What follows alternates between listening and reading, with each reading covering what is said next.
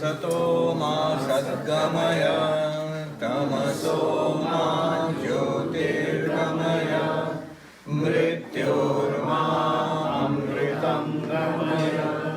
Om Shanti Shanti Shanti.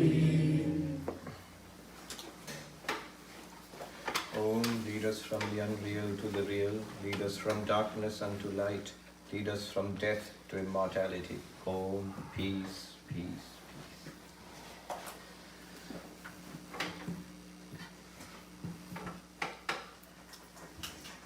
Alright, we'll go straight into the text. Verse number 17.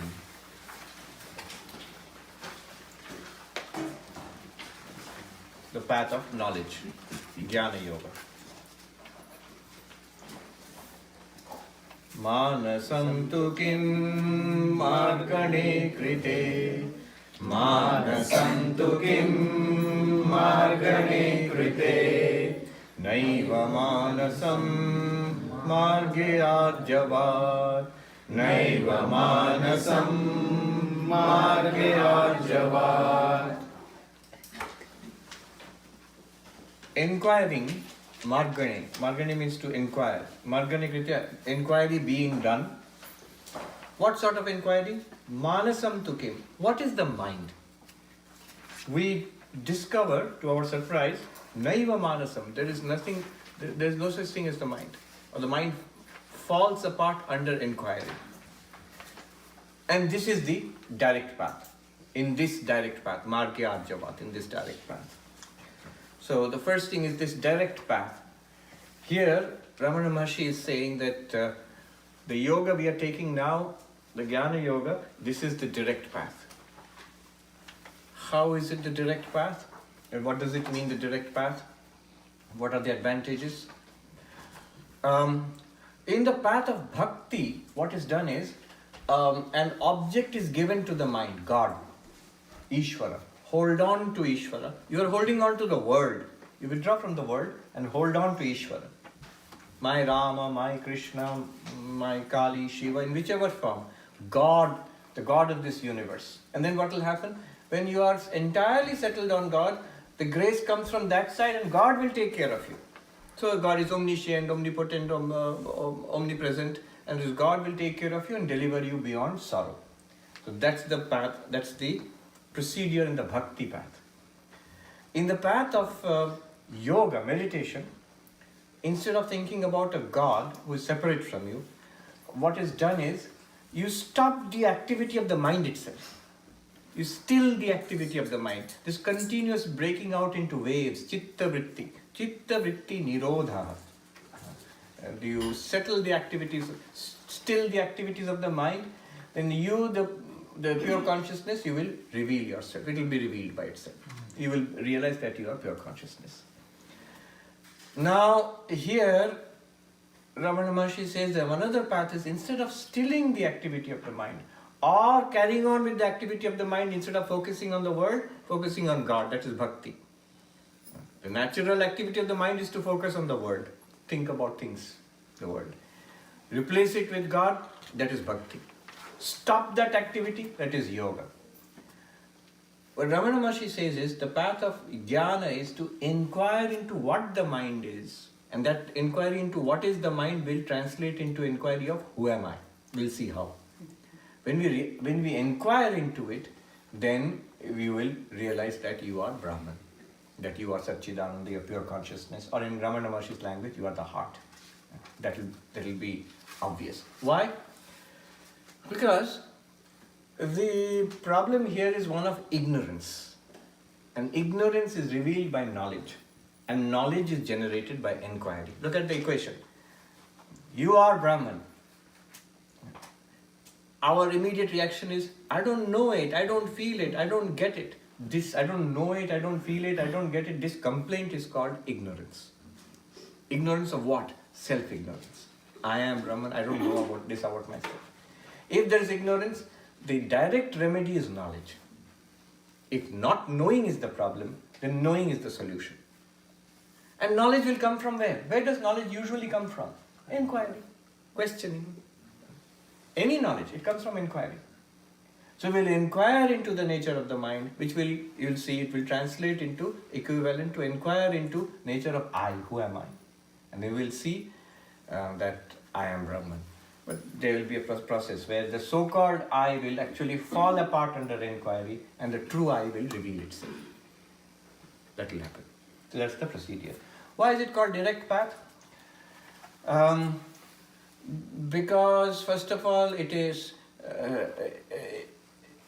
it does not take the help of, say, a secondary entity like some object called God to hold on to that. Nor does it seek to stop the mind in the hope that you will realize who you are. It goes directly to your real nature and reveals it. If the problem is caused by ignorance, the problem will be solved only by knowledge, and knowledge is produced by this inquiry. The advantages are the direct. Why is it called direct? Because it is instantaneous and effortless. That sounds nice. Many people will start smiling. Oh, good. At last, a path which is instantaneous and effortless. Instantaneous and effortless. But like the man who realized, I am the 10th man. The story yesterday which we had, when the passerby pointed out 1, 2, 3, 4, 5, 6, 7, 8, 9, you are the 10th. When he realized that I am the 10th, oh, I am the 10th, 9 and then 10, I am the 10th. That realization was instantaneous at the moment of its realization. And it was effortless. What practices did he have to do? Nothing except knowledge. Nothing except knowing that I am the 10th. That's all. It did not involve any other asanas, pranayama. It did not involve certain meditative practices. No, just realizing that I am that. So in that sense, effortless and instantaneous. However, it doesn't mean that there is no effort. It could be preceded by years and years of effort. That's what Ramana Maharshi says here. The first 14, 15 verses, Karma Yoga, Bhakti Yoga, Raja Yoga, those are all paths of doing something. That has preceded it. Marga Ajyavat, this is the direct path. That's why nowadays this is a well-known term used often by Neo-Vedantists. Especially here in the United States, there are many teachers who call it the direct path. And what they are teaching is Advaita Vedanta, especially the way Ramana Maharshi taught it in this direct inquiry into who am I. That's why it's called. Ajyava comes from Riju. Riju means direct.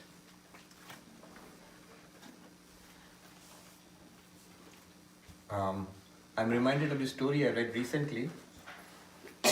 So a devotee came to Ramana Maharshi, a simple man, who came to Ramana Maharshi, and he was honest and he confessed that I really don't understand or appreciate your who am I. I don't understand what you're trying to do. I love my Lord, my Narayana.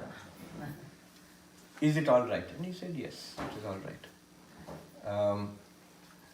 But tell me what is the truth. Tell me what is the truth.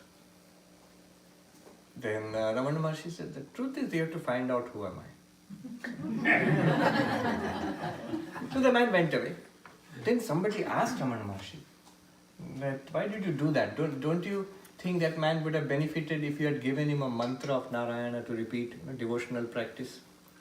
Ramana Maharshi's answer is very instructive. It shows us his thinking, his philosophy. He said, you are right. He agreed. However, what can I do? He asked me what is the truth. I have to tell him the truth. If you had asked, what should I do, what practices I do, I can give you a set of practices to do, which will lead you step by step to the truth. But however, if you are asking me directly what is the truth, then I have to tell you the truth.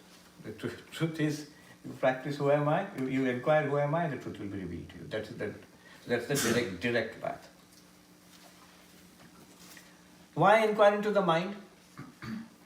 Because we are told that I am Brahman, I don't understand this.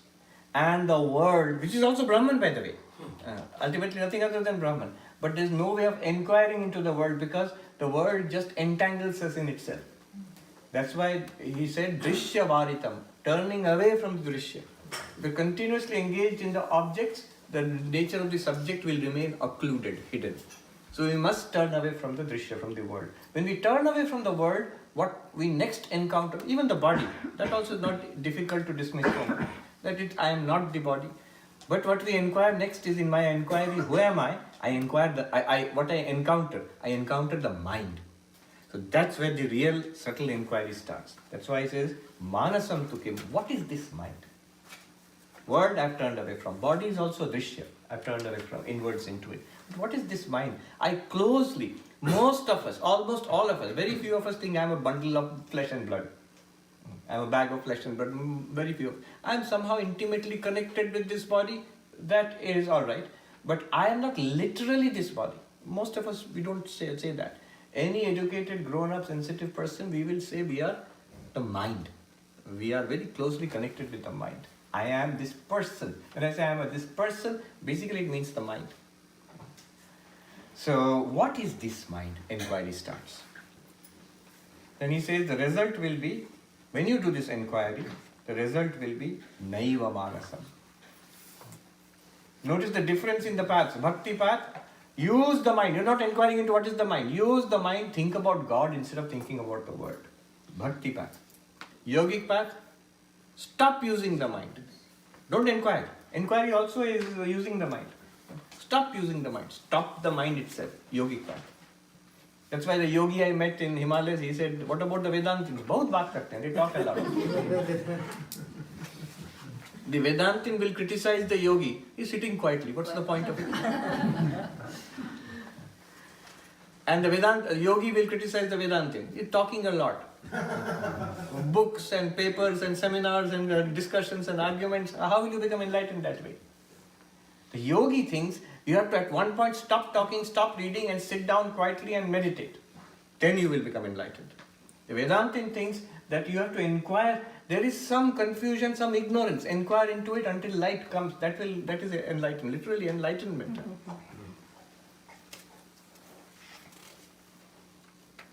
So Margane Krite, upon inquiry. Let us move on. So now we are inquiring into the mind.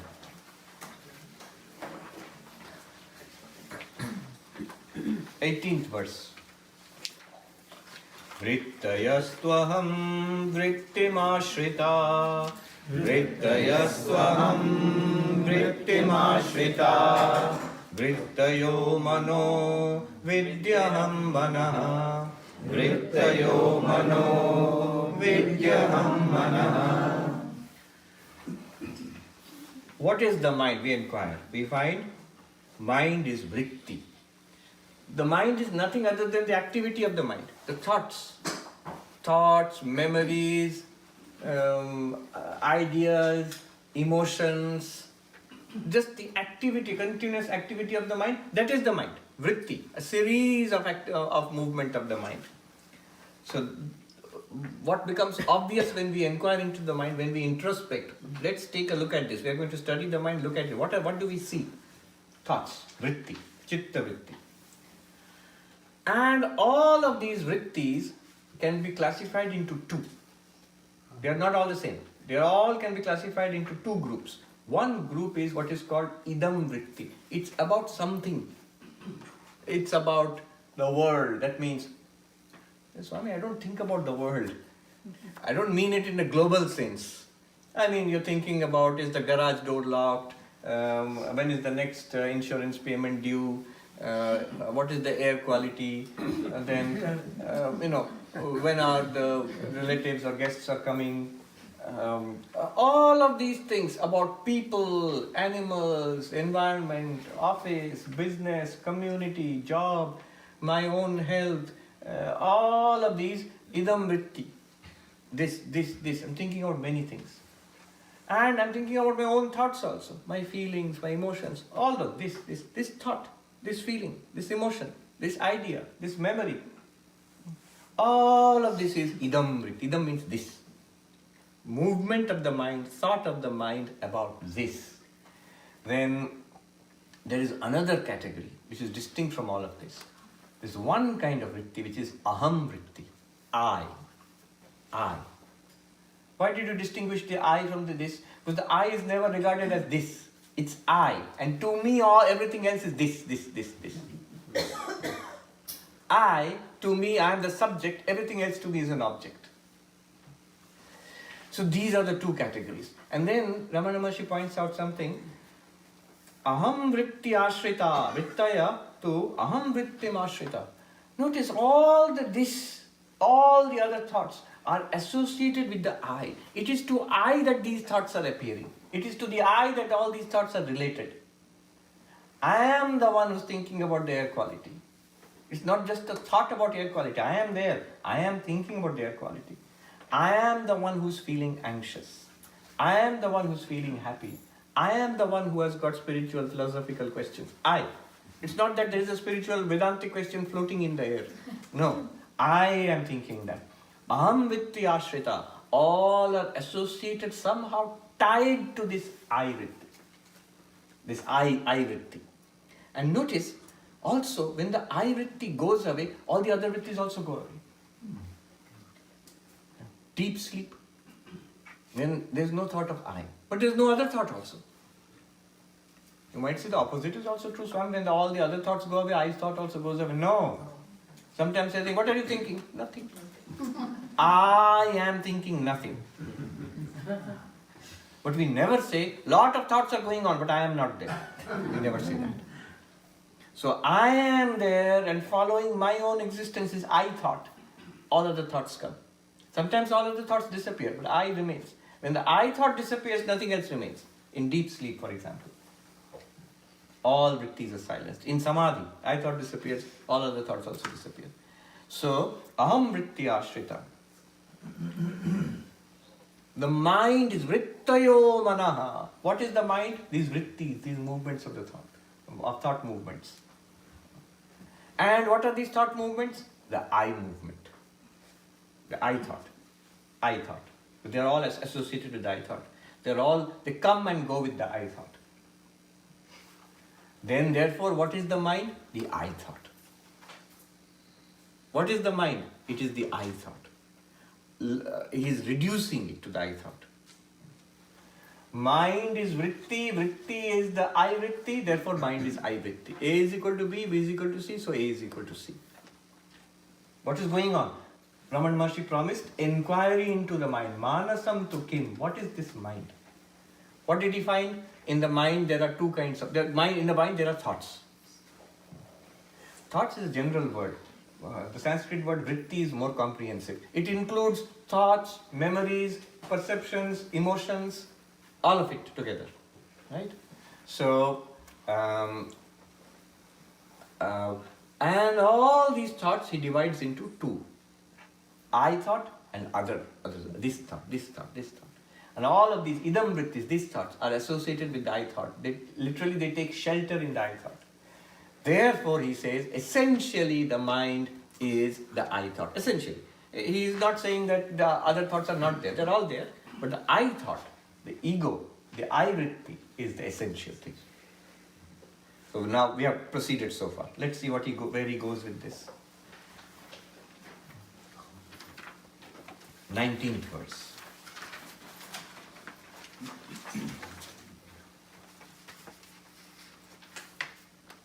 Ahamayam kuto bhavati chinvata. Ahamayam kuto bhavati chinvata. Aipatatyaham nija vicharanam. Aipatatyaham nija vicharanam. Now, chinvata, upon being inquired upon. When you inquire into it, chinot is actually to separate. You inquire deeply into separate into its natural categories, something you separate, like sand and sugar you separate. So when you inquire, you want to analyze. What are you analyzing? Ahamayam kuto bhavati. From where does this I thought come? What is this I thought?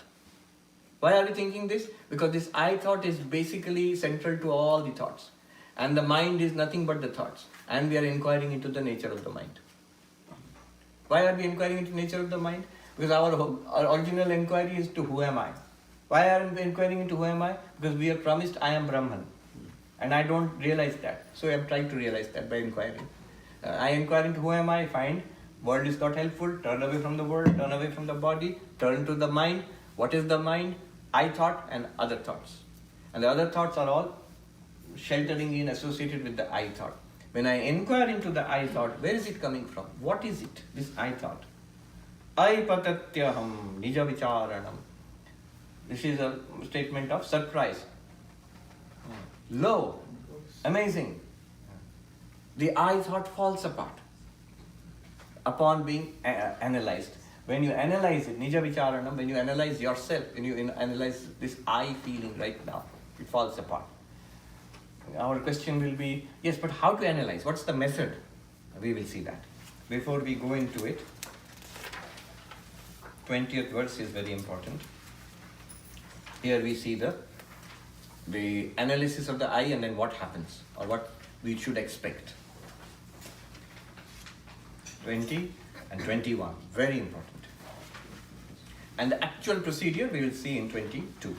So first,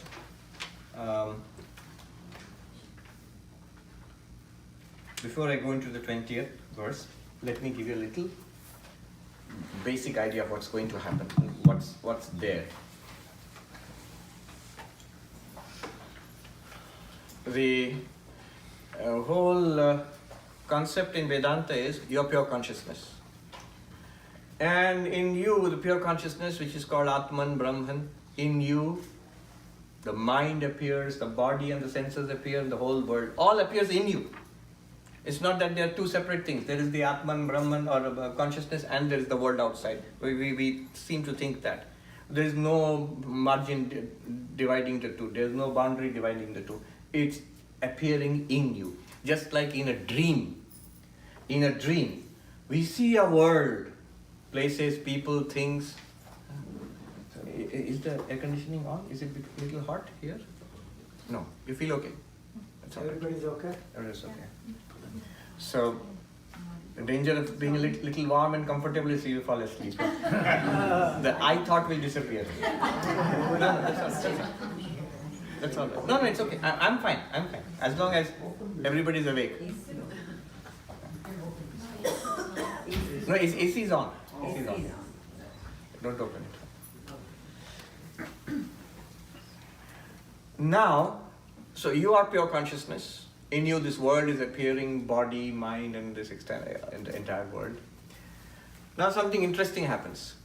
Among the things which appear, there is a certain kind of thing called the mind. And the mind has a unique characteristic among all objects which appear. Mind is also an object. There is a unique characteristic of the mind.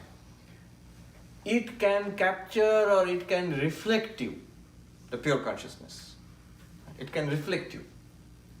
So a reflection of pure consciousness develops in the mind. You, the Sakshi, witness consciousness, your reflection develops in the mind. That reflected consciousness, it's called Chidabhasa. Chidabhasa. And in the mind, there are many thoughts, including the I thought. In the I thought also, that consciousness is reflected. So it's not only an I thought, it's a conscious I thought. And that's exactly what we are all feeling right now. When you say I, it's a thought and it's aware. That's the channel through which awareness comes into the mind. And through the mind, it is channeled into senses. Our senses feel aware. See, hear, smell, taste, touch. Even then to the body. As long as the nervous system is functioning well, the whole body, up to the tip of your fingers, you feel aware. But not beyond. You feel aware in this body. And you feel aware in the senses. And more deeply you feel aware in the mind. And more deeply you feel aware in the I sense. The I sense is the source of this awareness. But this I sense which we have got, the ego, this is aware, but this awareness is a borrowed awareness. It is called Chidabhasa. Abhasa, shadow, reflection. Chit, consciousness. The shadow or reflection of consciousness in the I sense. And what is the consciousness? Pure consciousness is by itself limitless awareness, existence. Satchidananda, it's there. You are there. That's you, the real you. You know what it is like? When you bring a mirror in front of you. The moment you bring a mirror in front of you, what will happen? Your face will be reflected there. Everything will be reflected there, especially your face. Everything reflected there, imagine the mirror is the mind. Everything reflected there, the wall, pillars and all of this, is like this thought, this thought, this thought. But your face reflected in the mirror is like I thought. And there are two things there in the face reflected in the mirror. It's a reflection, and it's also very much like your own real face. It's very much like a real face. Similarly, the I thought is also very much like you, the pure consciousness, because it borrows consciousness from you. That's the unique thing about the mind. All other things appear in consciousness, they don't reflect consciousness. They just appear in consciousness. But the mind reflects consciousness. How peculiar? Why should it be like that? Well, we have such examples. It's not difficult to understand. There might be a peculiar property of some object, like a mirror. So if you're looking here, nowhere your face is reflected. But if I put a piece of glass, a mirror here, your face will be reflected there. Can you lend me a mobile, somebody? And turn on the camera. Turn on the camera.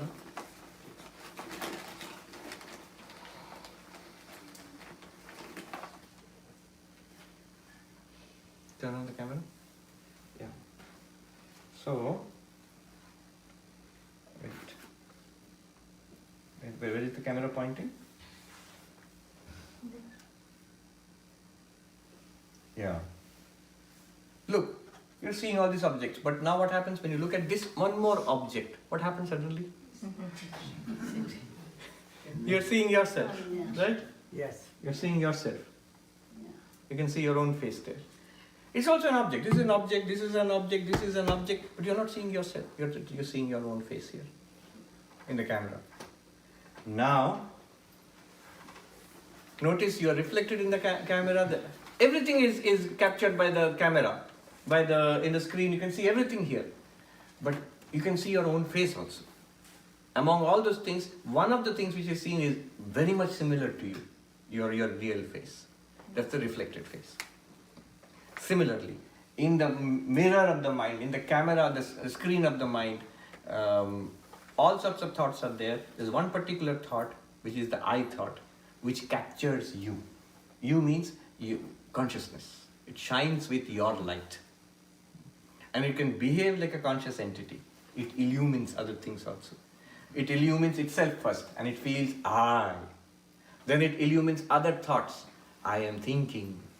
And through the senses, it illumines the senses. I have the experience of seeing, hearing, smelling, tasting, touching. Kena Upanishad puts it in such glorious language. That's how it starts, Kena Upanishad. Keneshitam patati preshitam mana, kena prana prathama preti yuktaha, keneshitam vachamimam vadanti, chakshushrotram kaudeva yunakti. What brightness, Deva, what light, illumined by what light do you have the experience of thinking, seeing, hearing, speaking? So, by what light? What is that light? You, the pure consciousness, reflected in the mind. Of course, the Upanishad will use cryptic language. The eye of the eye, ear of the ears, mind of the mind, and all that it will say. Alright. Very good. Now what happens? Now, we will ask a question. Remember, what's our goal? Our goal is to realize who am I. Now, we will ask a question.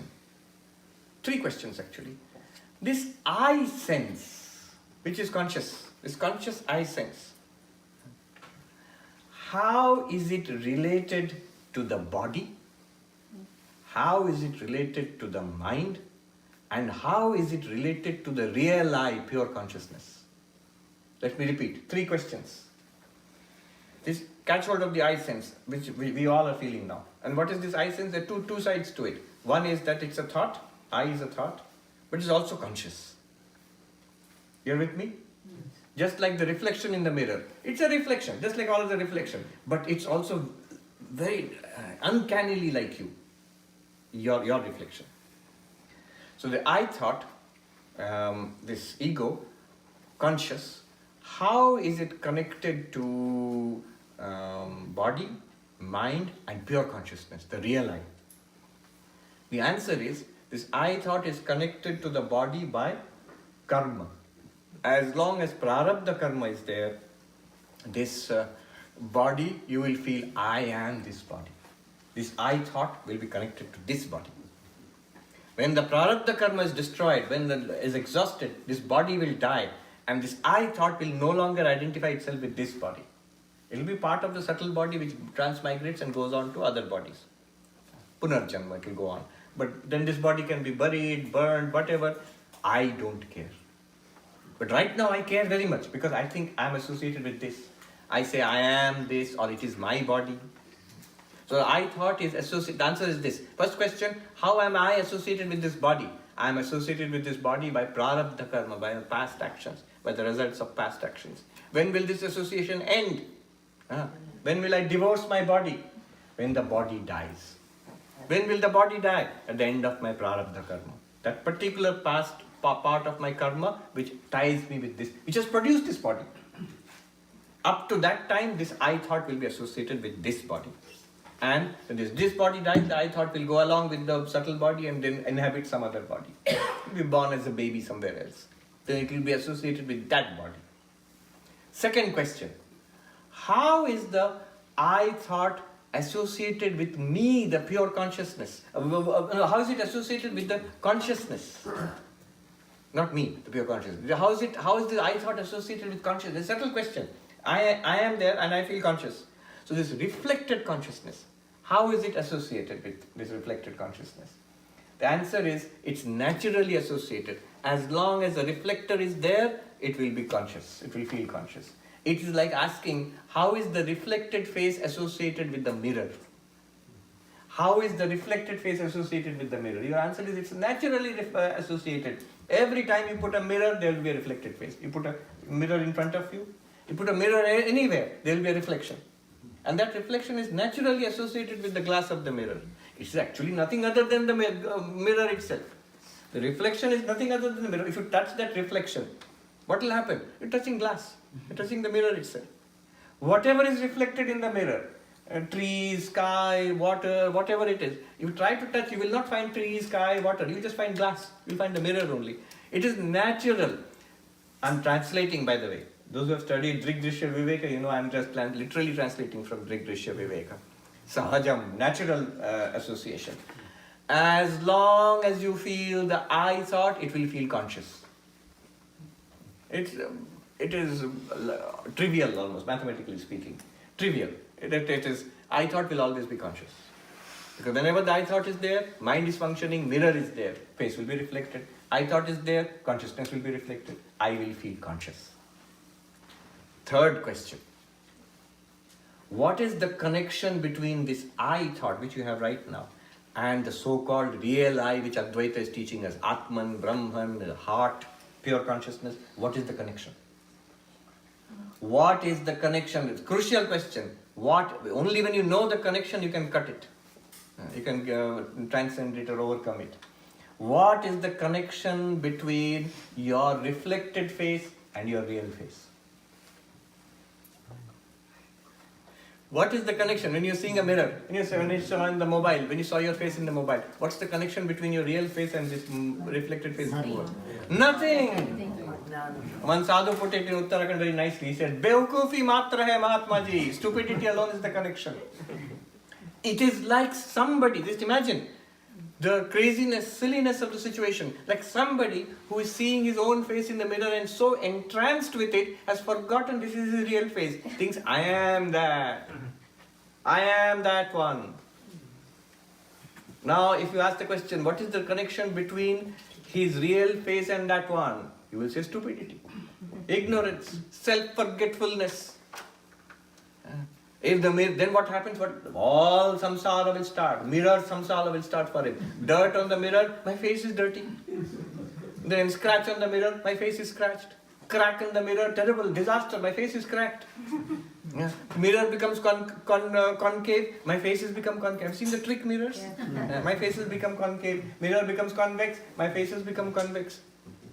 Whatever happens to the mirror, that will happen to the reflection. And if I think I am that reflection, gone.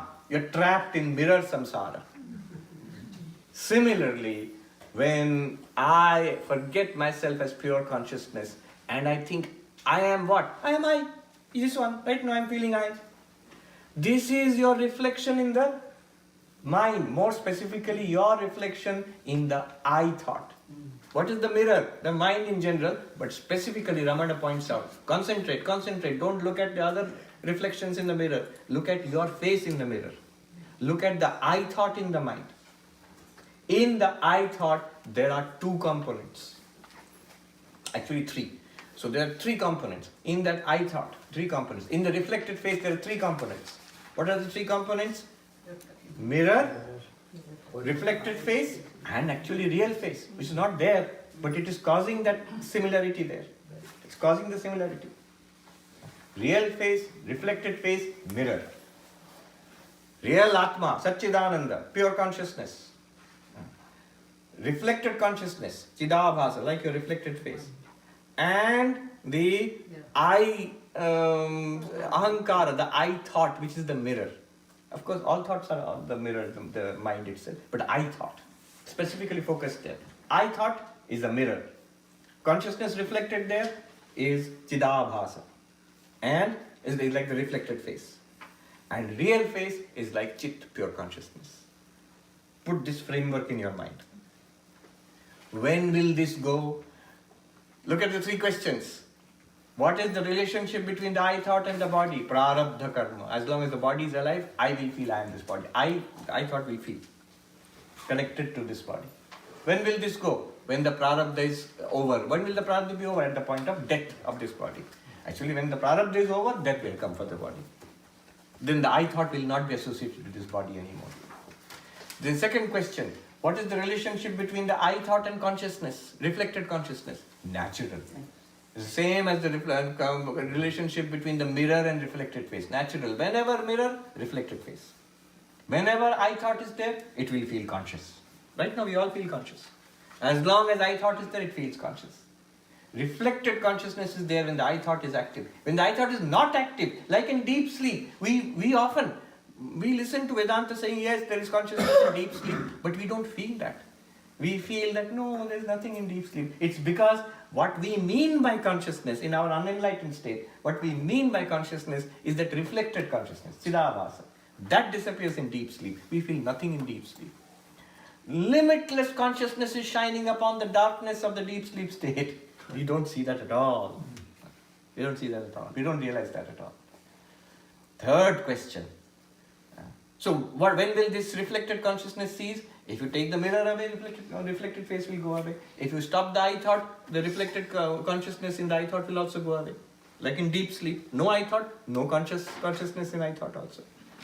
But now the real question. How do I cut the relationship between reflected face and real face? Normally we don't ask this question because we have no problem. We are all mirror enlightened. Because whenever we see the mirror, we are in Jivan Mukta. We see, we enjoy the face. My beautiful face I can see. But there is the thing about the beautiful face. I don't have to inflict it on myself. Everybody else gets to see it. So I am safe from my quote unquote beautiful face. You are not safe. But when I see that, I am enlightened. I have no problem. I don't get entangled. If the mirror is dirty, I polish the mirror. Mirror is cracked, I can replace the mirror. I can carry on with the cracked mirror, no problem. Similarly, enlightened person, when he is experiencing the mind and the body, any problem, he can fix it without thinking it is my problem. Or he may not fix it, mind and body may deteriorate and die, body may die, no problem at all. But for us, we have become so involved with the face in the mirror, we have become so involved with the I thought, that we have to separate. Now tell me, how will you separate? Knowledge. Because what is the bond? How will you separate body and I? Death only. Without that you cannot separate. How will you separate mind and I? Only by shutting down the mind. Sorry. You have to shut it down. Can you? Yeah. Sorry. It's okay. No problem. I didn't realize it. I touched some other button. It comes up. So these machines are becoming more and more intelligent, endowed with intelligence. So, how do we separate this I thought from the real I? Knowledge. The only thing that ties me with the reflected face If I'm confusing my real face with reflected face, it is ignorance, it is foolishness, it is self-forgetfulness. I will have to be reminded of myself. You are not there, you are here. See, another subtle point. What is the advantage of the reflected face and disadvantage of the real face? Reflected face, you can see it. Real face, you cannot see. Drigdrishya Viveka, that verse said, Drigeva natu drishyate, the seer never becomes the seen. So the reflected face can be seen, it's very obvious, it's there. You can objectify it. But real face cannot be seen. But what is the advantage of the real face and disadvantage of the reflected face? The real face is real, that's the advantage. I am this. And it transcends. It transcends the mirror and the reflection. Any problem there, no problem here. But the reflected face is subject to every problem. That mirror is samsara. It's the mind. Mind is reflecting samsara. Everything in samsara comes in there. Every sorrow, ups and downs will affect that reflected face. So knowledge. How will you cut? By knowledge. Bodha. Bodha. Bodha is awareness, realization, knowledge. Karmakshayat. Karmakshayat. Bodhat. And then one more thing it said.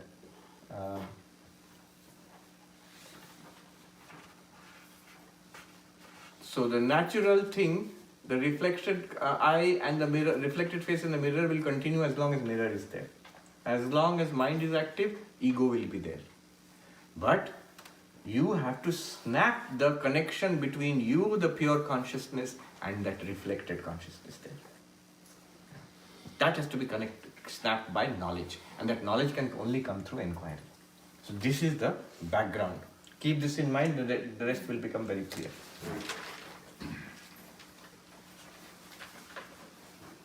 Number 20.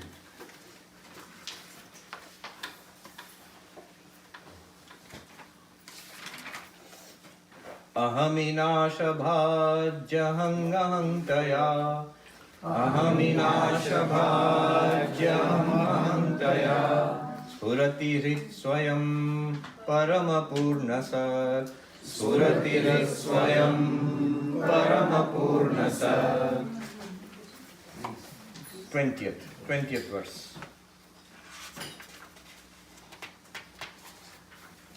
What had he promised? When you inquire into it, it will fall apart. This I sense will fall apart. Fall apart means into its constituents. What are the constituents of the I sense? I said 3 things are there. In the mirror, reflected face, 3 things are there. Mirror is there, reflection is there, and the real face behind it all is there. In the I, in the ego sense, which is conscious, what is there? The mind is there, thought. Ego is a thought. Aham vritti, ahankara vritti. Plus, reflected consciousness is there. Plus, real consciousness, or the pure consciousness, the real I is there. When you inquire, what will happen is, on one side will fall the ahankara with the reflected consciousness, on the other side will fall apart the pure I, the pure consciousness I, the real I. That's what's going to happen now. Ahaminasha bhajyam. That means when the ego is destroyed. This is the meaning of manonasha, destruction of the mind. Why is it my destruction of the mind? Because mind has all kinds of thoughts. That is the mind. All kinds of thoughts are of 2 kinds. Others and I thought. And I thought is the ashraya, is associated with all other kinds of thoughts. So basically the mind is the I thought. When the mind is mind is I thought. When the I thought is destroyed, then the mind is destroyed. How is the I thought destroyed? When it falls apart into its constituents. What are its constituents? And just imagine the reflected face. On one side remains the mirror with the reflection of your face. Other side remains you. Other side remains you. Never was it tied.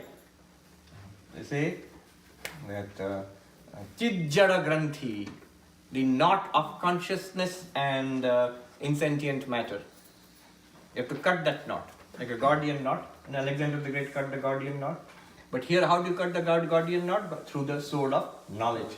Actually, there is no knot. There is no. Where is your real face tied with the reflection? Nowhere.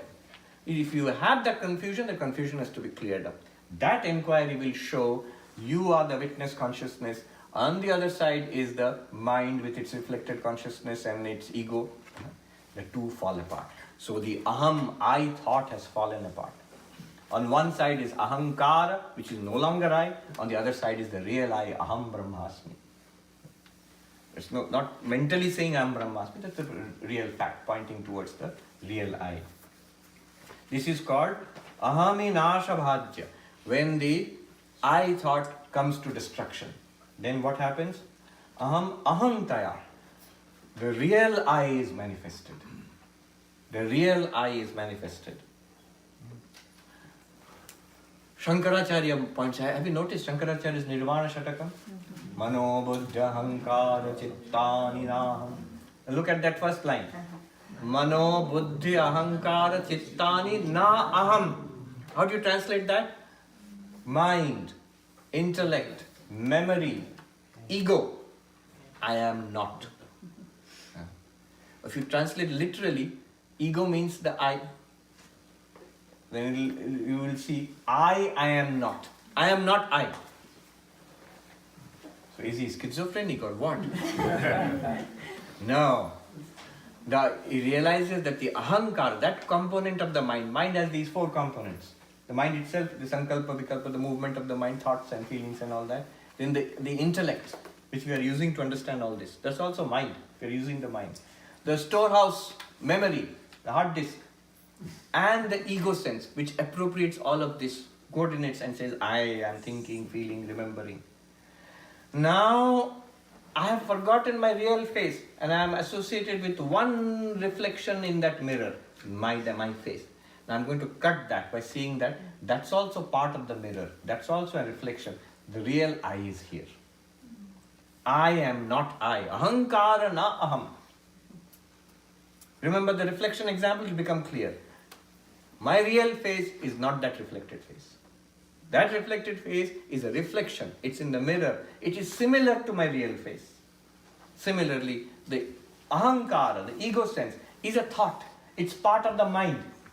It is similar to me because it is conscious. Where does the consciousness come from? From me. I, the consciousness, am reflected. This is the analysis. Spurati hrit swayam. Instead of saying I, pure consciousness, Shankaracharya says Chidananda Rupaha Shivoham Shivoham. Here Ramana Maharshi says hrit swayam, the heart itself. What does it do? Spurati. It shines. Param, Purna, Sat. All these words are very important.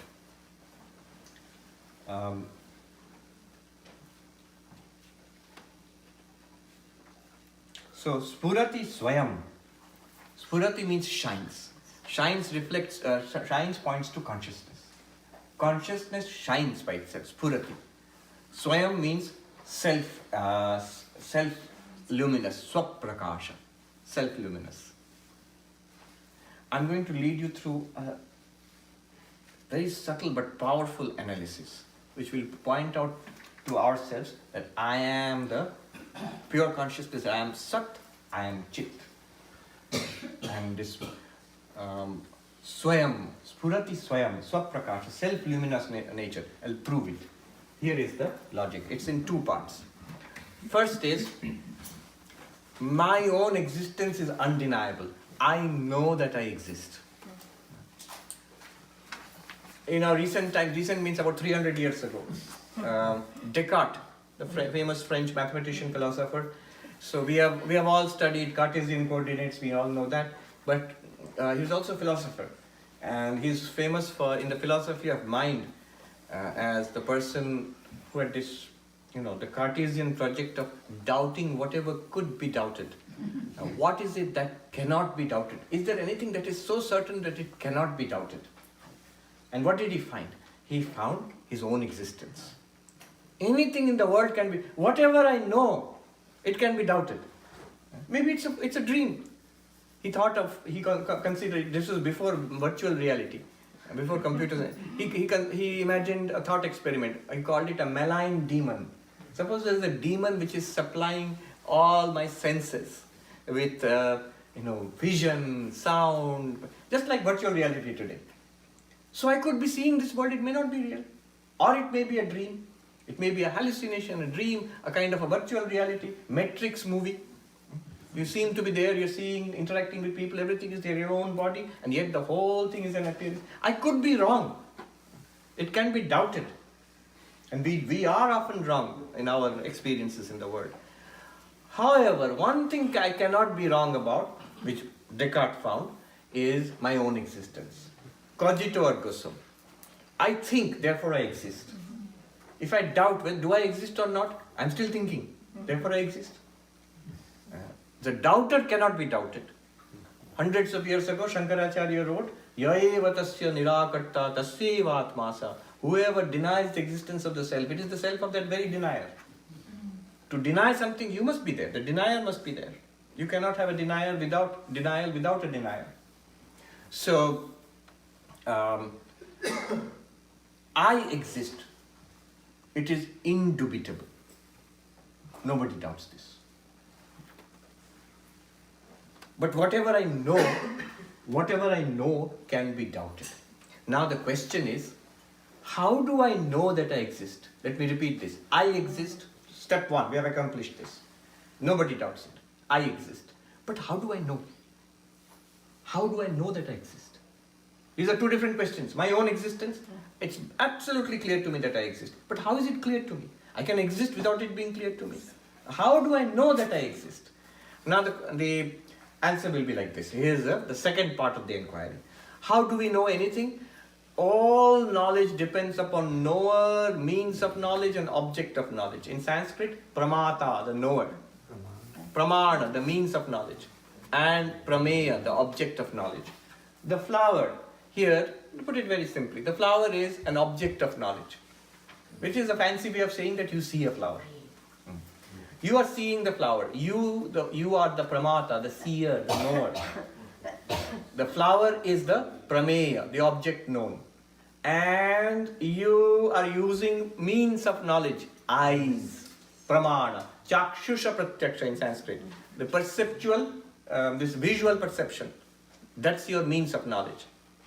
You, the knower. Flower is the known.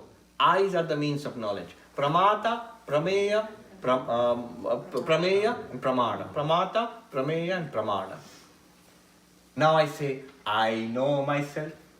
I know that I exist. Which means the pramata, the knower, knows his own existence.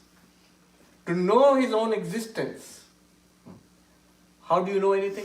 Three things are required. Knower, means of knowledge, and object of knowledge. If that is the way he knows his own existence, then there will require to be another knower using some other esoteric means of knowledge to know the existence of this knower. And that knower, how will that knower know his own existence? It will require another knower using some other means of knowledge to know the existence of this second knower. And then this will go into what is called regressus ad infinitum, or in ancient Sanskrit terms, anavastha dosha. That is lack of foundation, lack of ground. Now this infinite regress, anavastha, is considered a defect in logic.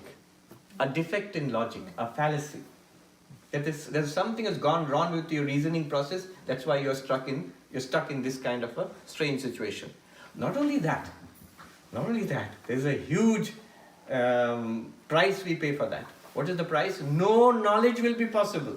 If knowledge requires an established knower, established means of knowledge to reveal an establish an object of knowledge, then if the knower is not established until the earlier one is known, and that is not established until the earlier one is known, and if each instant of knowledge, if each action of knowledge takes one instant of time also, then you will go back immediately to the infinite past.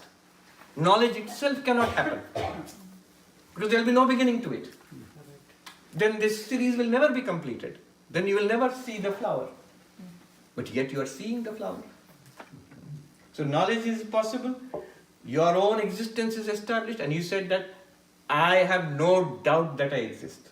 So you know your own existence, and yet it cannot be the knower, means of knowledge, and object of knowledge kind of knowledge. It cannot be the triputi, the three things. The only option. Knowledge doesn't work here. Knower, means of knowledge, object of knowledge. And yet I know myself. In that case, I, me, myself must be self-revealed. There's no other option. Nobody else is knowing me. I know myself. But I don't know myself by the usual process of knower, knowable object. Then I must be self-shining, a self-revealed. This is called Swaprakasha. Ramana Maharshi says, Phurati hit swayam. Rit, Atma, consciousness, Sphurati, shines forth, revealed. How? By yourself. This flower is revealed. How? Not by itself. Light reflects upon it and then rushes to your eyes, then through your eyes, through your optic nerves, races to your brain centers. Somehow there creates a vritti in the mind. Nobody knows how. Care of David Chalmers. Nobody knows how. It creates a vritti in your mind, and that is revealed by the reflected consciousness shining in your I thought, and you feel, I see a flower. Behind it all is one luminosity, the real you. This is ordinary knowledge. So I, the Atman, the Rit, I am self-shining. Remember this two-step logic. First establish, there is no doubt that you exist. Second ask, how do you know that you exist? Not by the normal process of knowledge.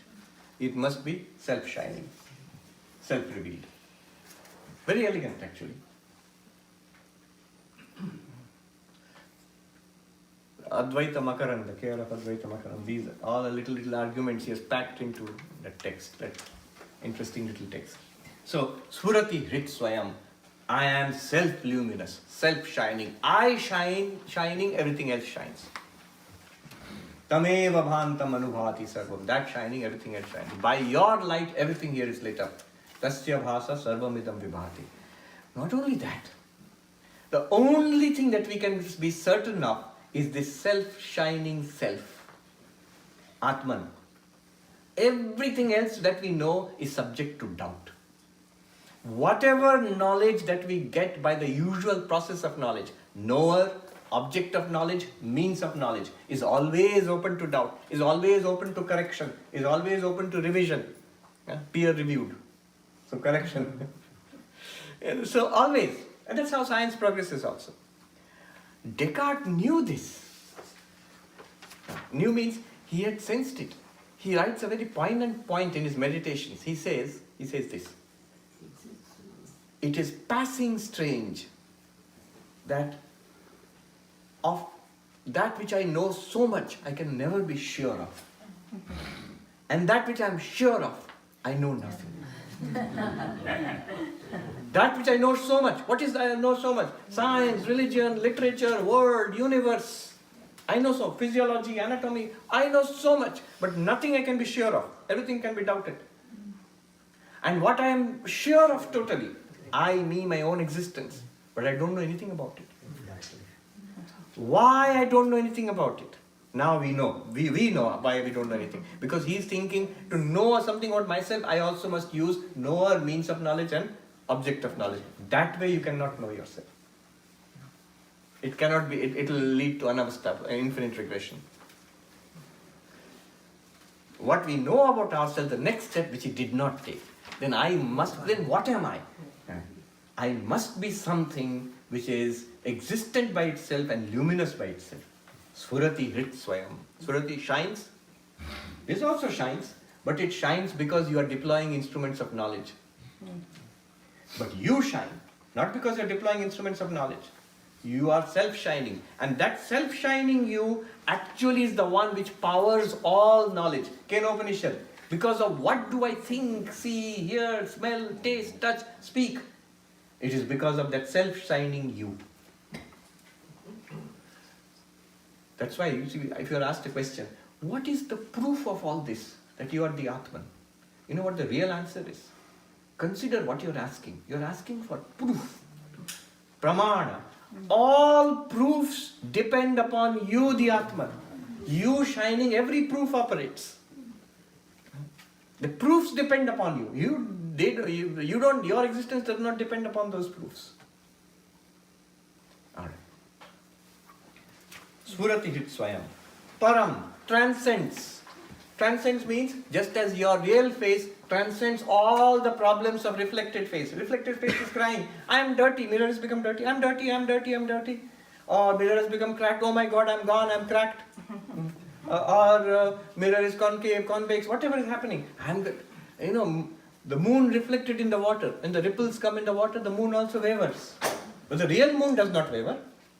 Similarly, you are param, you transcend samsara. In philosophical language, you transcend time, space, object.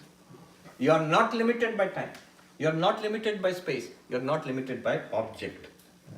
That they say, why are you param? Purna.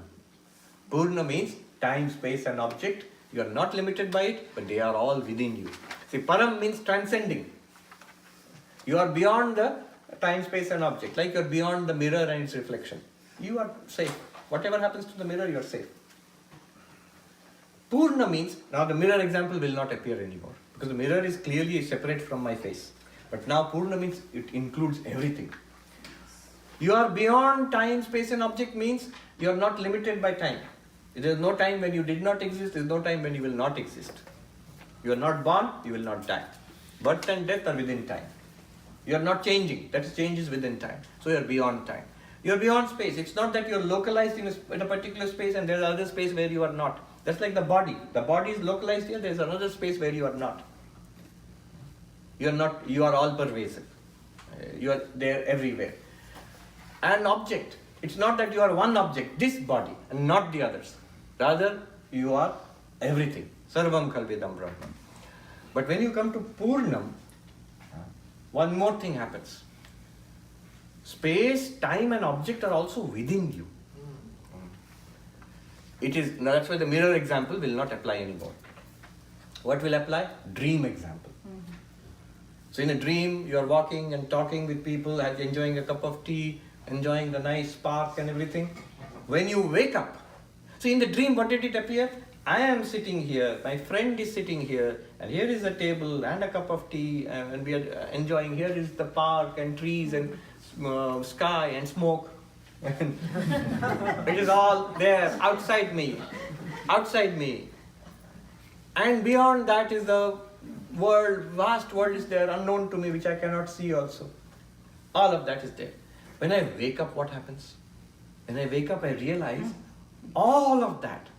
That person, the table, cup of tea, the trees, smoke, space, and the vast unknown world, everything was my mind only. It's all included in my mind. It all appeared. It's not that they were real and part of my mind. They all appeared. Mind appeared as all of that.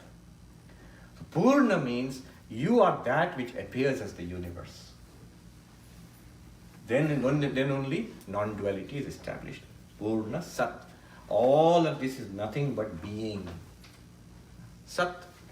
Spurati Hrit Swayam means you are self-luminous consciousness. Chit. The entire universe you are means you are Sat, pure being. You are Sat Chit. Aham Sat Chit. Anantam Sat Chit. Purnam also means Anantam, not limited by time, space and causation. So I am existence consciousness, unlimited existence consciousness. Let me just do one more verse and we'll stop. 22nd verse gives us the actual procedure for self-inquiry. Just like we did Drigdrishya Viveka in a more detailed and in-depth, where do we start and how do we end up as limitless consciousness? That will be done in 22nd verse. That we will leave till tomorrow in the morning, but now let me do 21st verse. This is a very profound verse. Idamaham padabhikhyamanvaham Idamaham padabhikhyamanvaham Ahamilinake pyalaya sattaya Ahamilinake pyalaya sattaya.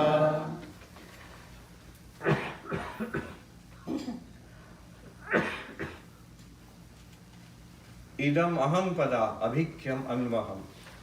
So, idam, this I. This is there, anvaham ahami linake. When the reflected I. When the ego disappears in deep sleep also, this I continues. What is it called? Alaya Sattaya. Satta means existence. And Alaya means which never merges, which never disappears. Everything else disappears. Everything else is merged. World and the ego is merged. But the witness I, pure consciousness, it continues. So it is like this. Right now, I am what Vedanta calls the waker. I feel I am here in this body and mind. Here is the world. And I am the waker. This is my waking world, which I am experiencing. Some of it I know. Some of it I don't know.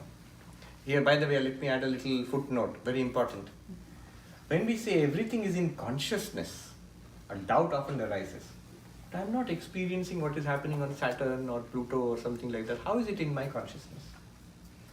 There is a difference between knowing and not knowing, and a difference between conscious and knowledge.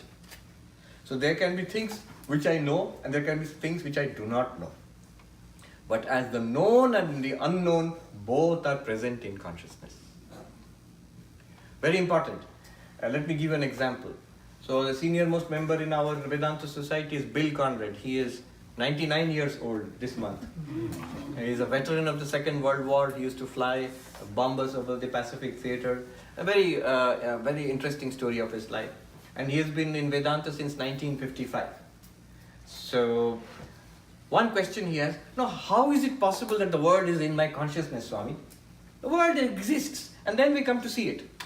And we see only a tiny fraction of it. We experience only a tiny fraction of it. What is tiny, microcosmic, atomic level, that also we don't see. What is very far away, quasars and black holes, that also we don't see. In fact, very limited area we are seeing.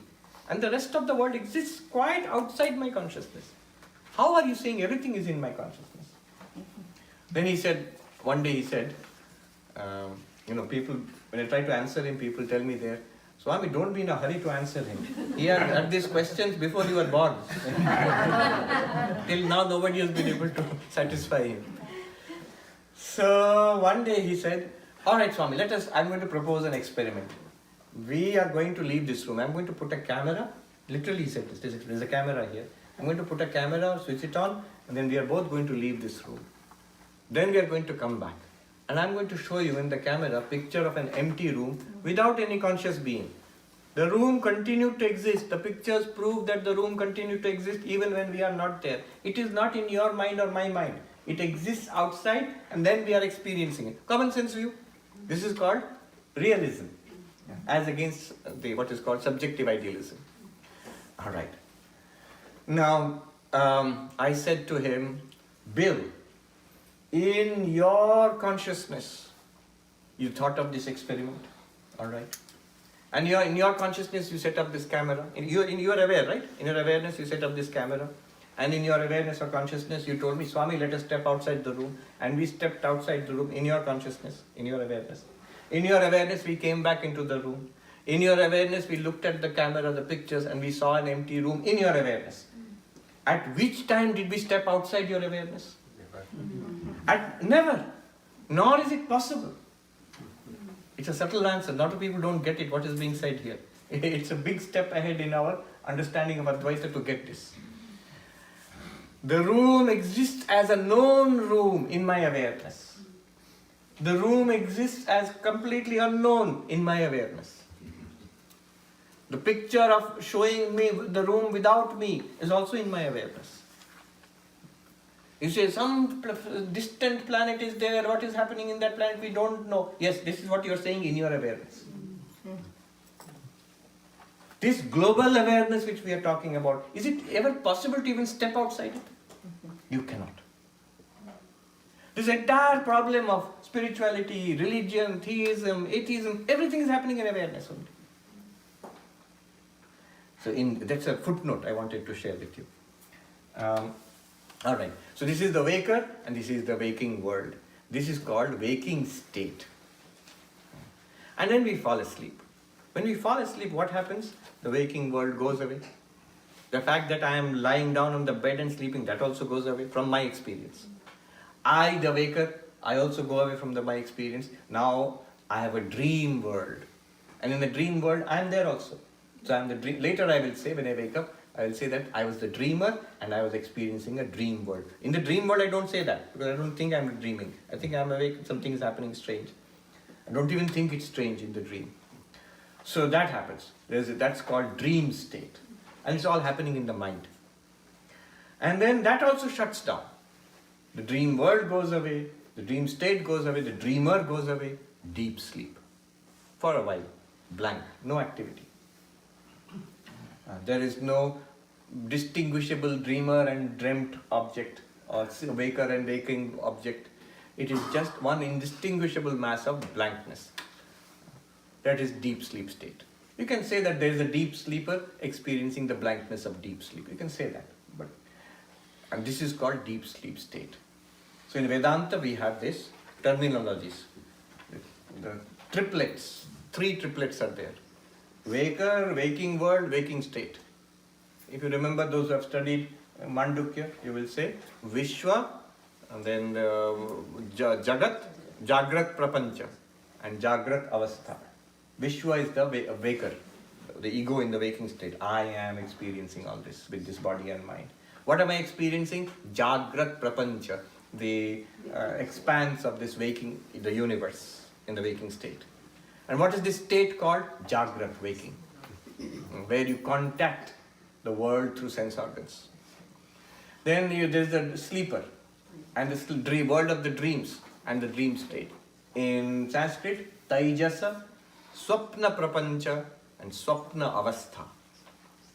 Taijasa is the ego in the dream state, and Swapna Prapancha is the world, universe, whatever you have conjured up in that particular dream. And the whole state, what's going on there is imagination in the mind based on old samskaras, old impressions. It's being created, like a virtual reality is being created. That is called Swapna Avastha. And then that also ceases. Neither by senses are you contacting the world. I'm translating from Mandukya Upanishad. By senses you are not contacting the world. By mind also you are not imagining anything. And there is no distinction between subject and object. Deep sleep state. There also you can think of a deep sleeper. You can sort of to complete the equation. Prajna, the deep sleeper. And the deep sleep universe, which is Swapna. There's no prapancha there. There's no universe. Just the bija avastha, the seed state. So these 3. Now the point is, all of these 3, they are appearing and disappearing to you, the consciousness. That you, the consciousness, is called the 4th, or Turiya. Turiya literally means 4th. You, the consciousness, to you appears the waking universe in the waking state with the waking universe and the waking ego. And to you appears the dream universe and the dream ego in the dream state. To you appears the blankness of both, the cessation of activity, the deep sleeper prajna and the deep sleep universe, swapna, sushupti, and the sushupti avastha, the stage of sushupti. These are all play of the mind. The activity of the mind and cessation of the activity of the mind causes waking, dreaming, deep sleep. You are the witness of all. They are all laya, they cease, they resolve themselves. You do not resolve yourself. You are the undissolved witness of all 3 states, the coming and going of all 3 states. And if you think of other states, people, see, recently somebody told me, oh, did you know that Tibetan Buddhists have 20 distinctions in deep sleep state? I said, I didn't know that. But it makes no difference to this analysis. Quite possible. I didn't think that you could make divisions, analysis of the deep sleep state. It seems that an indistinguishable mass of darkness. But maybe because doctors are making their distinctions in various types of coma, for example. There are gradations of coma. Maybe there are gradations. But from an Advaitic perspective, it makes no difference because we are not talking about the states themselves or the varieties of the qualities and the fine differences in phenomenologically what's happening in the states. No, we are asking to what are all these appearing.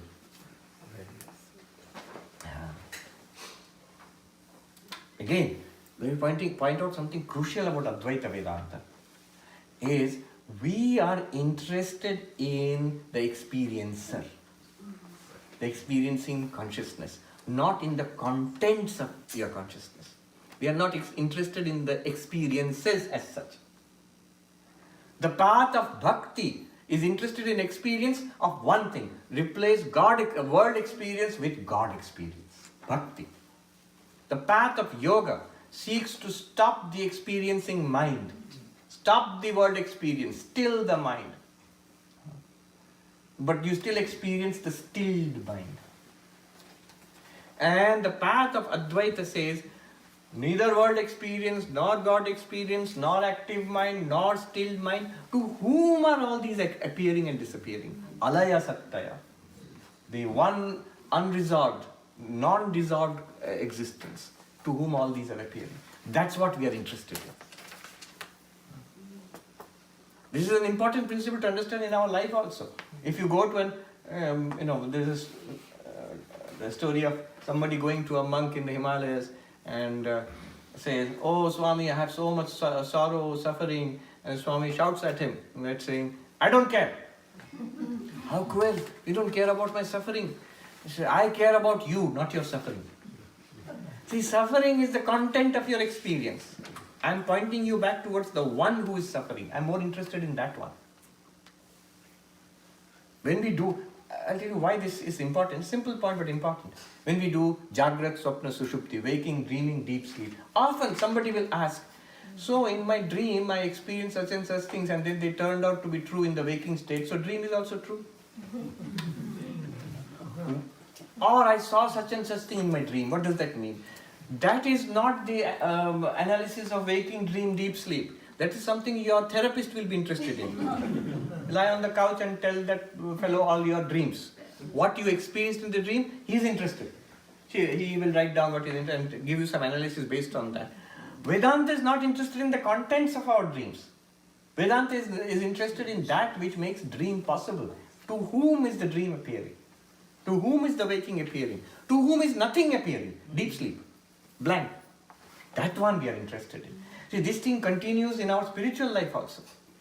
Then, this experience seeking, it continues.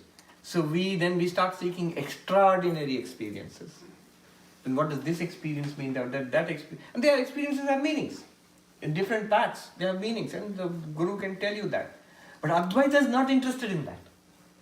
Advaita is interested in you, the consciousness, which makes all experiences, worldly experience, spiritual experience, experience of material reality, hallucination, virtual reality, all of it possible. And experience of nothing, deep sleep, that also is possible. What makes it possible? What is that? Who are you to whom all these experiences appear? That's what Advaita is interested in. That's why to almost every question, Ramana Maharshi's answer was, who is asking? He is not interested in the details of samsara or details of spiritual life also. He is interested in you, to whom there is samsara and spiritual life. When you become enlightened, you know what will happen. One Buddhist master put it this way. Upon enlightenment, what happens is the display of samsara is replaced by the display of nirvana. But you remain the same. You, the one who felt I was in samsara and trapped, now you see that I am released and this is nirvana. But you are the same. Who will be released into nirvana? The one who felt was in samsara. There is not a separate Buddha and a separate samsari. It's the same one. And that same one, is he samsari or Buddha? Neither. It's just awareness. Okay. That, having said that, the display of nirvana is much better than the display of samsara. A much better movie. So, we'll stop here. This is 21st verse is very important. It points directly to the Turiya, the unresolved, the Alaya Satta, that which does not disappear. You remember the framework, the Mandukya framework. Waker, waking world, waking stage. Dreamer, dream world, dream state. And deep sleeper, deep sleep world, so-called deep sleep state. In Sanskrit, Vishwa, Jagrat Prapancha, Jagrat Avastha. Taijasa, Swapna Prapancha, Swapna Avastha. Pragya, Sushupti Prapancha, it's Bija Avastha actually, and then the Sushupti Avastha. And you can extend it further if you bring in God. It's still individual. Bring in the cosmic. So what will happen? The individual waker, Vishwa, and the cosmic waker, Virat. Individual waker, what is it? Individual, what's the difference? The individual waker takes a slice of this universe, this much, and says, I am this. And the rest is other to me. I'm experiencing.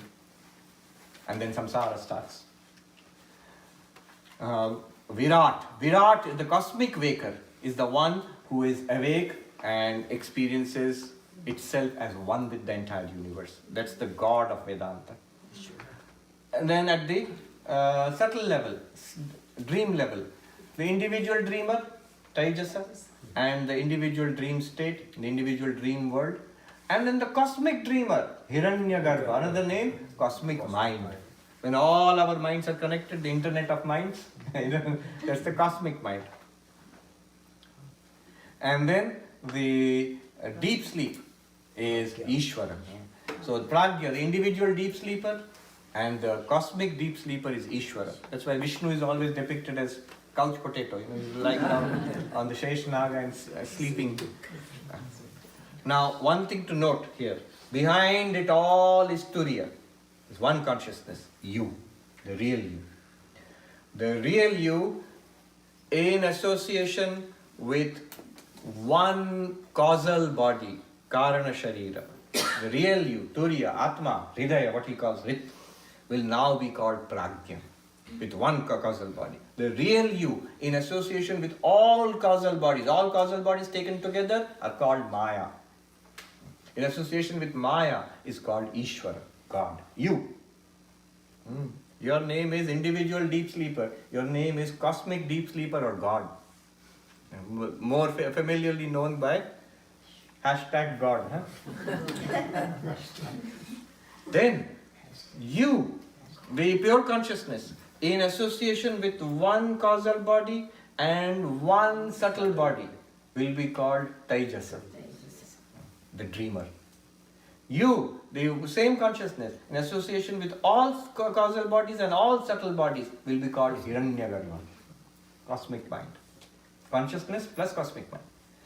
Then you, the same consciousness, in association with one causal body, one subtle body, and one physical body, will be called Sarvapriyananda.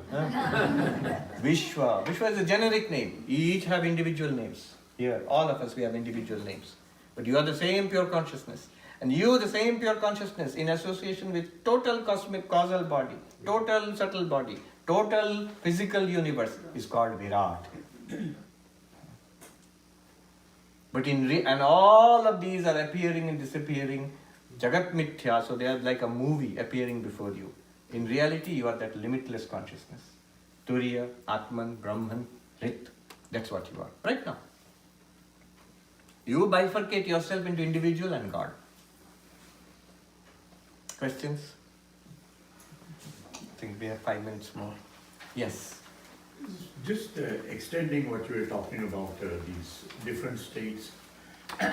So I have a waking state right now, dream state, and deep sleep state. Yes. And Turiya is... Often you will find all three in a Vedanta class.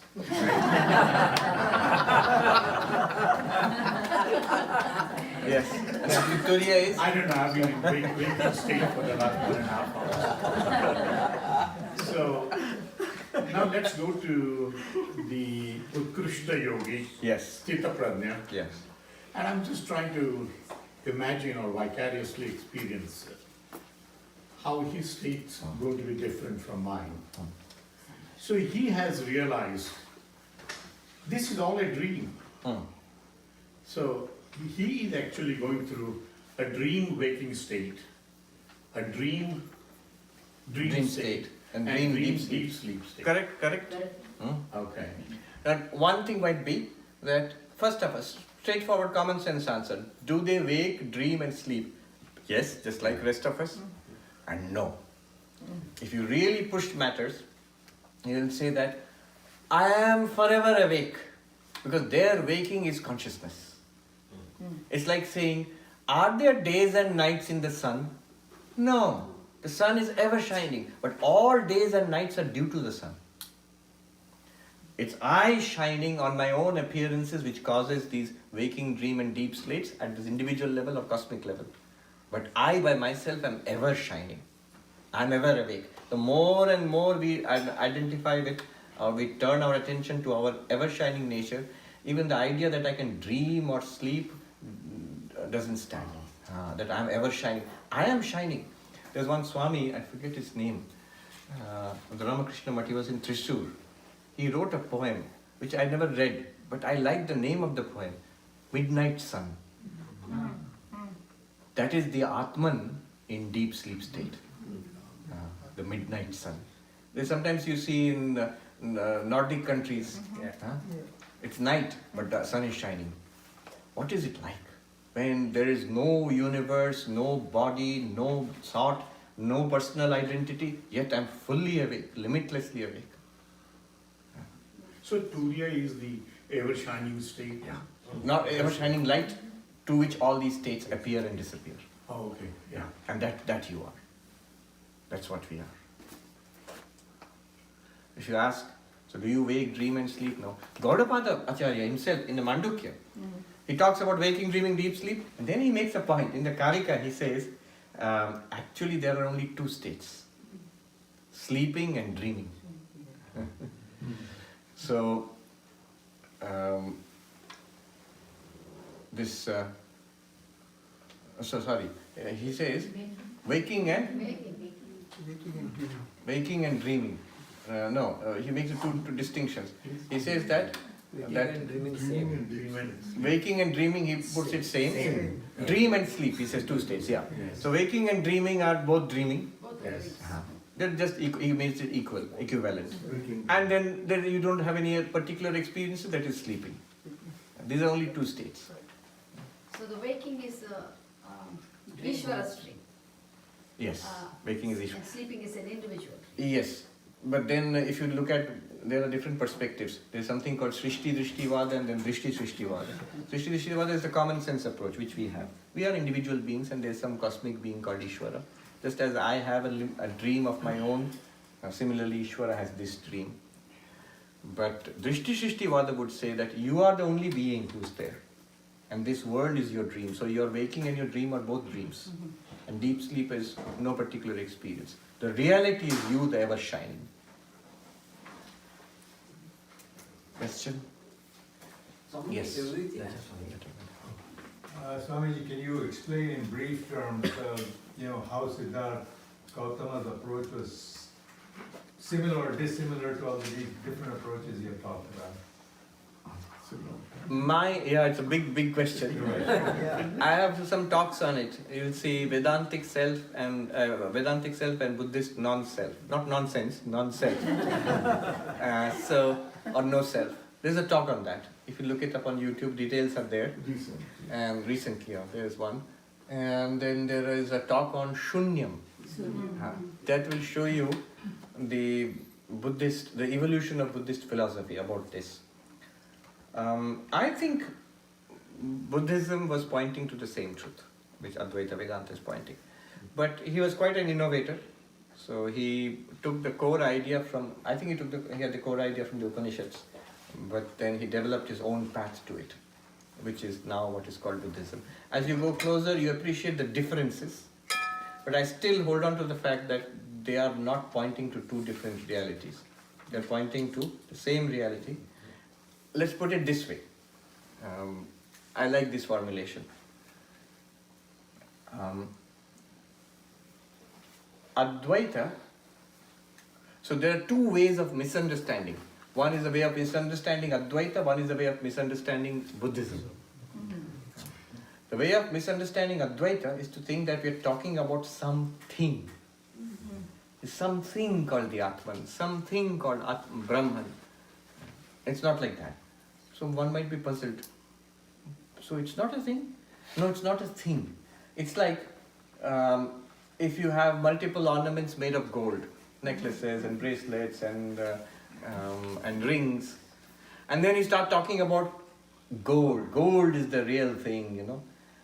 The person who doesn't understand what you're talking about will think that gold is another fantastic kind of ornament. Gold is not an ornament. Huh?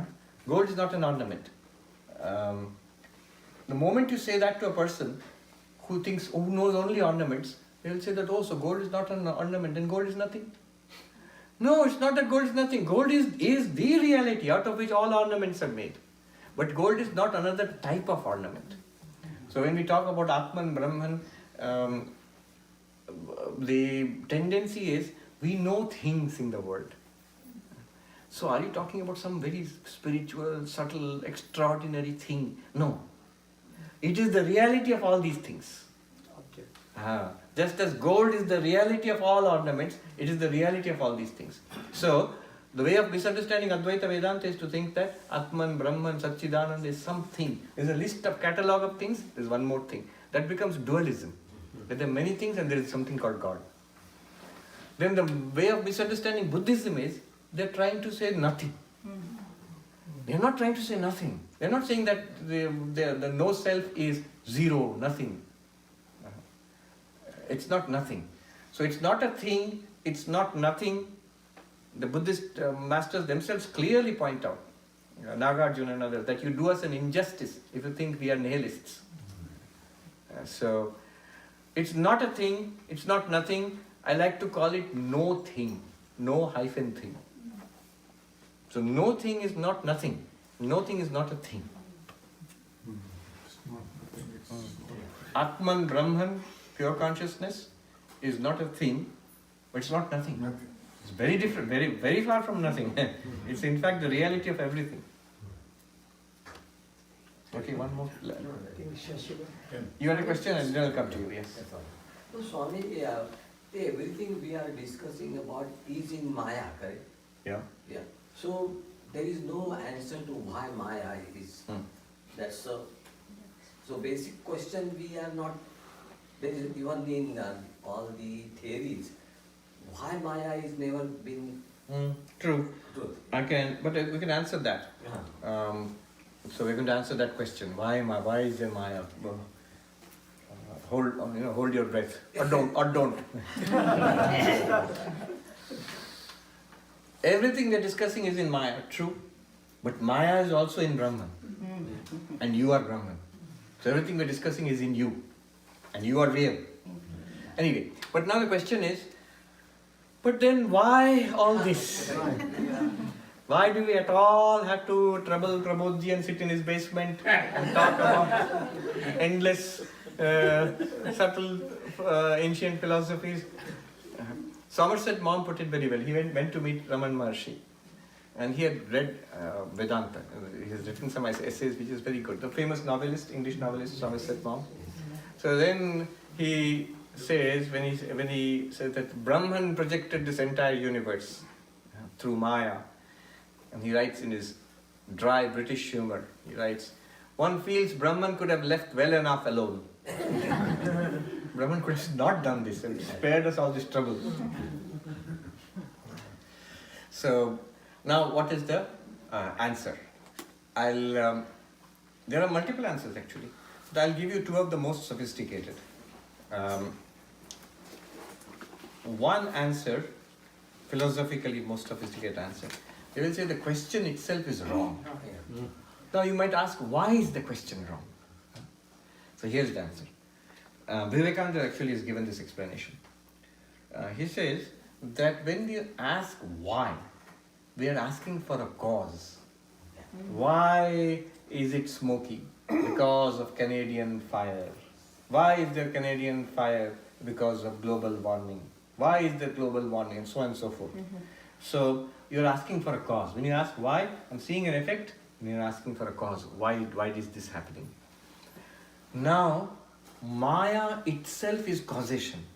Time, one definition of Maya is Desha Kala Nimitta. Time, space, causation is Maya. So Vivekananda put it dramatically this way. The universe is the wreckage of the infinite on the shores of time, space and causation. So, don't worry, it's not really wrecked. It looks wrecked. Now, to make it easier, just look at it this way. If you ask, what is outside space? The question is wrong, because the moment you use a word like outside and inside, you've already accepted space. If you say outside space, there's something, you're imagining some kind of space outside space. So, you can't ask what is outside space. Outside, inside means you have accepted space. You can't ask what was there before time. So, cosmologists talk about time beginning to the Big Bang and all that, but they can't talk about before time that way. So, before time you cannot ask, because before and after are time words, tense, past, present, future. You already accepted time. Then you ask before. Similarly, you cannot ask why Maya. It's like asking why causation. Causation basically is why. You're asking why. So you already accepted causation. Then you're asking. If you don't accept causation, time, space, causation, there is no question of asking why anymore. Practically what it means is, as we talked about the mirror example, your real face is not connected causally with the reflected face. See, there is one-way causation. You are there, because of you the reflected face appears in the mirror. But that reflected face does not do anything to you. You are not causally connected, you are there, because of the nature of the mirror, a reflection appears. But you are not otherwise causing and not doing anything or causing anything. So Brahman is not causally connected to Maya. The universe is, cause and effect is there with Maya. This is one answer. The straight answer is, question is wrong, because you are already accepting Maya when you are asking why Maya. You cannot, so this cause and effect, you cannot extend it beyond Maya. What is the cause of Maya? Because causation is part of Maya. Beyond Maya, no causation. The second answer is something that I came across, very simplistic answer, is that why this universe? Why did the many come from the one? We say Maya, but then you say why Maya? The answer would be this, that what are the options before Brahman? Either Brahman could appear as something or as nothing. We say, why did Brahman appear as this? Well, then what is the option? It could have been nothing, just remain Satchidananda. Be happy. Why causing trouble to us? Remain as Satchidananda. But that's what Brahman does. When the universe is created, it appears as, Srishti, Sthiti, as this entire universe. When the universe is gone, Pralaya, at the end of the cosmic cycle, nothing. Blank. Brahman alone exists with its power. Our own life, every day, there is something, waking, dreaming, good and bad, all is going on. Then there is nothing in deep sleep. So these are the only two options before Brahman. Either appear, once you appear, there is a chain of causation, it will have, you can inquire why this, why not that, then that becomes a philosophical question, scientific question. Science will kick in and try to explain there, why this and why not that. But at all, why is it appearing? That's one option before Brahman, to appear one as the many. The other option is not to appear, that also Brahman fulfills. Now what will you blame poor Brahman? Suppose Brahman did not appear as anything, and somehow you are there, and you ask, why are you not appearing, useless Brahman? Do something. It is alright, I will do. Universe. Then we ask, we accuse it, why are you doing all this? Alright, nothing, disappear, go. So, all of it's there. The thing is, if you realize yourself as Brahman, you are free of the trouble. Then it's fine. It's like a movie screen. If you ask, why are you appearing as the movies? And that's what I do. My nature is movie screens to shine forth as tragedies, comedies, science fiction, horror. My nature as Satchidananda is to shine forth as samsara. This was the answer given by Gaudapada Acharya. Devasya esha swabhavayam. After examining every possible theory, why is there creation at all? He comes to this. Even Maya, he discards that also and goes forward and says, this is the very nature of Brahman, to shine. Shine how? In these ways. Is Brahman experiencing itself, seeing its face in the mirror? That's the universe. That story by, what's his name? I love that story. Watts, Alan Watts. Alan Watts story. The name of the book is The Book. And the subtitle is The Taboo Against Knowing Who You Are. The book, it's called The Book. And there he has this little book, very nice. It's a mixture of Vedanta and Zen actually. So there he has this story. He says that God existed from eternity to eternity. But existing from eternity to eternity alone, nobody else is there, only God exists. It's very boring. When God got bored, God wanted to play, but he had no friends to play with. So God thought about it, what can I do? And because God is very clever, he thought of a solution. What is the solution? God pretended to be not God. Now there is a friend, he can play. This is God, and God pretending to be not God, so he can play. But the problem is, God is very good at what he does. Extraordinary, very skilled.